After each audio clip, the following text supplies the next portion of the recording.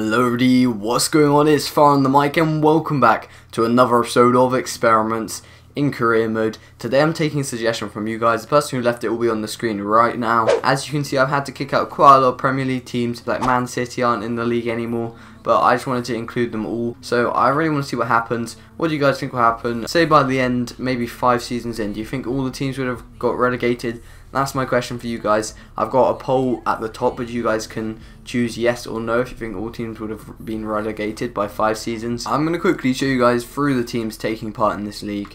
So obviously you've got quite a lot of Premier League regulars, and then you've got all the teams, but you guys probably won't know the stars like me of the Australian teams, and they're all around 2, apart from those guys who had a 1-star team, 2-star, 2-star. Yeah, some teams don't have the best of stars, like these guys 1-star. So it's going to be interesting to see how it goes and who does well. I really have no idea what's going to happen in terms of if they're all going to be relegated, and I guess we'll find out pretty soon.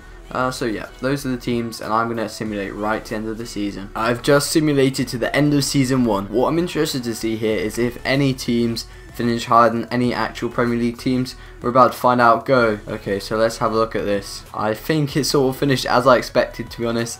As you can see, all Premier League teams finished in the top 10, whereas the other teams finished in the bottom 10. That's not that surprising, to be honest. It was quite interesting. I'm so annoyed that none of them actually beat any teams. There was only a 6-point difference between Watford and West Ham, which isn't that bad, to be fair. Stoke did quite well, finishing in 7th place, and that is how the table looks like at the end of the season. I was also about to simulate to the next season when I realised I could see the players who moved to the teams, so only a few of these actually matter, like that one and that one, but it's interesting to see who's moved where. As you can see, they brought in a lot of players, and I'm hoping they're going to bring in more players next season. Like there's one there on a free transfer, not bad at all. There'll probably be some more players as well, as you'll see in the future seasons. I'm hoping at least. Usually I realise they don't really make that many signings because they don't have much money, but surely they should gain some money at the end of the season. So these are the teams and the players that have moved, and I'll see you in the next season. We're into the second season. We're going to have a quick look at the teams who've been promoted. As you can see, Fulham, Newcastle and Norwich have all been promoted. Interesting to see if all 3 stay up. I'm personally skeptical about Fulham. I don't know if they'll survive, but I guess we'll find out in a short while. Or at least, when I say survive, I mean I think they might finish below one of the teams. So survive, I think they will, because they won't finish in the bottom 3. But I reckon an Australian team could finish ahead of them. I've simulated to the end of the first deadline day, and I'm going to see who has signed who. So far it doesn't look very hopeful. As you can see, we're going to speed up a bit. Just try to find anyone who spent any money. There we go. One for Everton. Oh no, who was it? Someone spent money? There we go. It's Fulham. They brought in 3 players, haven't sold anyone. Anyone else? Liverpool bringing Tolisso for 35 million. I'm surprised they didn't spend anything. Melbourne Victory, they've been spending money. That's nice to see. Any other teams? Yep, Melbourne City have been spending money. Same with Newcastle. Norwich spent a lot of money. And I think that's probably it. Let me quickly finish this off. And it looks like no other teams actually bought anyone, which is pretty surprising. Yeah, there's only like a few signings, which is a bit strange. Tolisso by far being the biggest, concerning us with a 35.5 million move. And I'll tell you if there's any more news at the end of the window. As you can see, Liverpool spent some more money bringing in Garcia. I can't see many other moves. I think that might be a few more moves for Melbourne. A few more for Melbourne City as well. That's same for them, I think I saw a Melbourne City player go through, but apart from that, it's been really silent. So I guess I'm just going to simulate straight to the end of the season. The season has just drawn to a close. It's time to see how, what happened, I just guess. Now, I was right. Fyuh, my prediction was right, guys. As you can see, Fulham finished just behind Sydney Football Club. So it looks like one team actually beat Fulham, which is kind of interesting to see.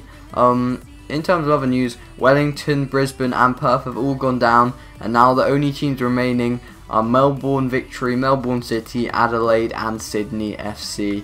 Fulham not really representing England very well there with 37 points. Wellington Phoenix all the way down in 38th with 15 points, which isn't great at all, is it? And Chelsea finish with 90 points at the top.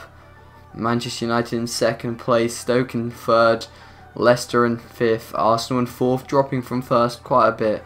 But that's how it goes. Now we're going to have a look at the competitions, which I didn't look at last season. As you can see, no teams from Australia representing in that. Let's have a look at the EFL Cup, see if any Australian teams. Melbourne Victory getting to the semi-finals, definitely represented pretty well there. And as you can see, Brisbane got to the round of 16 and they eventually got knocked out by Newcastle. Here are the full teams for those interested. Big improvements from some squads here. Some squads have stayed pretty similar though. I mean, 75 rated striker, I don't know if he was always there, but that's pretty decent, I'm just going to say now. Decent team by Perth as well, I guess. A couple 70 rated. Sydney, this is the team who did best. Maybe it was Boho bringing them to success. We're going to have a look at the top goal scorers, see if any of the teams were in there. A couple of things I forgot to do in the first season, but luckily I've remembered to do them this season, so you guys are going to get to see all that sort of thing. In terms of top goal scorers, there is no one in the top 15, but if you scroll down to 16th, Berisha for Melbourne Victory getting 10 goals, as well as anyone else. Yep, Rojas for Melbourne, or maybe Rogers, getting 10 goals as well, so not bad at all. Just need to have a quick look at the championship, see if any of the teams actually got promoted. I'm slightly doubtful, to be honest, as they're not the highest rated, but here we go. Wow, where did they finish? Oh dear. As you can see, Newcastle Jets and Central Coast getting relegated. I think West Sydney Wanderers are safe from relegation. At least that's a positive to take from the championship. Otherwise things don't look bright in that league. I'm going to quickly show you guys the teams who went up in the Premier League. As you can see, Reading have been promoted, Wolves have been promoted, and so have Aston Villa by the looks of things. So if I'm wrong, but that is what I see so far.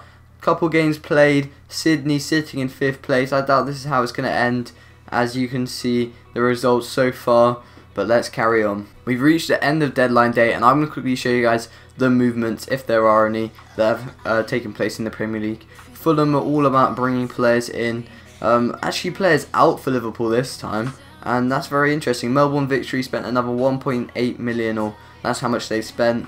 Interesting to see. They brought in Højbjerg, Song, and G1. I'm not going to pretend I know who half of them are, but that's what they've done. As you can see, Reading bringing a couple players. Interesting movements, nothing too spectacular. That's how the transfer window finished right now, and we're going to go to the end of the season. That is the end of the season. Now it's time to find out what happened and how. Manchester United winning the league, Chelsea. Now let's go to the important parts. Melbourne Victory and Melbourne City both avoid relegation, finishing above Reading, Sydney and Adelaide. That means both Melbourne teams will be playing next season, which is, I guess, a good thing, and they'll still be in the Premier League. Here is the Emirates FA Cup. Wellington Phoenix doing decent. Any other teams doing well? I guess Wellington, and West Sydney Wanderers did alright. Apart from that, and Adelaide United, that is it. Wellington Phoenix getting to the quarterfinals in that as well, representing New Zealand. Also Melbourne getting to the the round of 16, and that looks to be it from what I can see. Now we're going to head over to the Championship and League One and see how the other teams did. In the Championship, this is where they finished off. Wellington Phoenix finishing 18th, Perth all the way up in 9th, which isn't actually that bad. I was expecting a bit worse, to be honest. In League 1, let's see how they did. Newcastle Jets finished 4th in the league, which isn't bad, to be honest. And let's have a look at the other team. Where are they at? I know another one went down.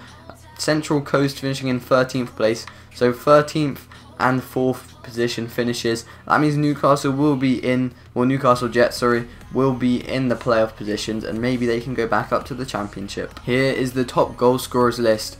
If you look in first place, Pogba, 30 goals, even though he's a midfielder. That is completely mad. I don't know how he managed that. Fornaroli, I can't even try to pronounce that one. Finishing pretty high, and that looks to be it really. Assists, as you can see, Melbourne Victory's Trio Seal and Ninkovic seem to do alright, as well as someone else as well. Berisha, the player who did quite well a couple seasons ago, and Austin did decent as well. So I think we're going to do one more season, see how it goes, maybe see if all the teams get relegated. I don't know what's going to happen next season, if the players are going to go up or down. and maybe we'll have a couple teams that actually survive in the EPL. We're going to find out next season. I'm going to show you the teams that have gone up. I believe it's Brighton. Who else is it? Derby and Brentford. This is looking very interesting so far.